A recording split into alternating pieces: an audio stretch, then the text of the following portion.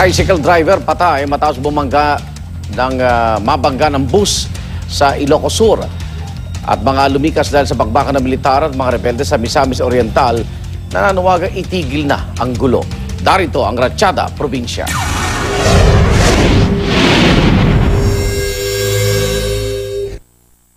Isang linggo nang nagtitiis sa evacuation center ang mga residente ng Lagonglong sa Misamis Oriental. Napilitan silang lumikas nang sumiklab ang bakbakan sa pagitan ng AFP at rebeldeng grupo ng New People's Army. Ayon sa mga lumikas, inabot sila ng 2 araw bago makarating sa evacuation center. Kabilang sa mga apektado ang tribong Higaonon. Habang tumatagal ang bakbakan, lalo ring humihirap ang kanilang buhay sa evacuation center. Tuloy-tuloy naman daw ang pagtulong ng lokal na pamahalaan sa mga evacuee. Patay ang isang tricycle driver matapos mabangga ng isang municipal bus sa Santa Ilocos Sur.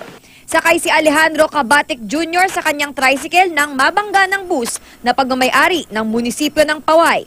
Mismong ang driver ng bus ang nag-report sa mga pulis. Wala namang nasugatan sa mga sakay ng bus. Para sa unang balita, Athena Imperial reporting.